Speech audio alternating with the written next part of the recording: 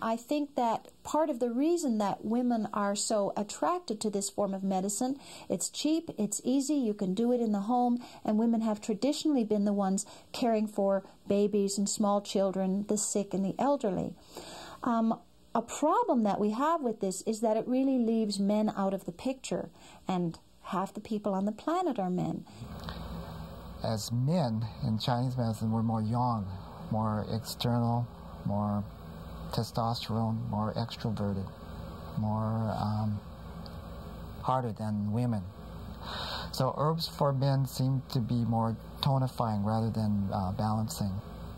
One of the most heavily studied herbs for men is saw palmetto. The main use of it is for prostate enlargement, which is a very common problem with men over 40 in the Western world. It actually is an anti-inflammatory, and it also blocks one of the enzymes in the prostate which stimulates it to increase its growth. So that's how it inhibits the growth of the prostate.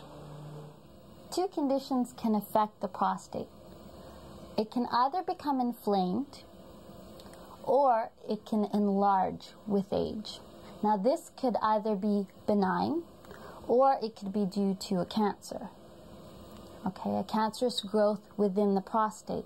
And that would cause the prostate to enlarge, which then presses on the bladder, and that's why we can tell that there's a problem with the prostate, because a man will have urination problems. The way that bitter almond works is it actually causes the breakdown of a chemical that causes the prostate gland to enlarge. And the second thing is that bitter almond will reduce the inflammation in the prostate. Well, I think there's very few men that are not in their lives somewhere along the line depressed. And I think one of the scourges of this present day and age is depression. How do you elevate moods without having too much alcohol? How do you elevate mood without, well, taking too many cigarettes? And I think the use of herbs that are going to be simple things which are going to improve your well-being, your digestion. So ginger is an excellent one. Ginger tea, it's a mood elevator. I gave it to a geologist friend of mine who exceedingly depressed. I took in with me a hand of ginger, gave him a nubbin about the size of my thumb, chopped it up for him, made it a tea, and I went to see him the next day. And he said, you know, I was playing the piano until 6 o'clock this morning. I feel so much better. I went to sleep for 10 minutes and it's now 12 o'clock. And here is this herb that is the ability to elevate mood in the very depressed. It's a excellent digestive herb for arthritis as well, blood sugar balancing, and it's a warming herb. Warms the cockles of your heart. Well, natural Chinese ginger root, Chinese use it in ginger tea in the winter time, and they add it with dajiao, which is the black dates, and sometimes gochujang, to help disperse cold so that it's easier for the body not to be affected by wind-cold syndrome, to catch common cold. And the other thing they use it for is they slice it into slivers and sprinkle it on top of fish when they're steaming fish, because it helps get rid of toxins. After eating, they'll use it as a tea to help harmonize the stomach or to help warm the stomach if the stomach tends to be cold. It's between garlic and ginger. Both of them are great. They, you know, garlic's nature is antibiotic, very diverse. It has antibiotic properties, so it helps to deal with any sort of viral bacterial infections.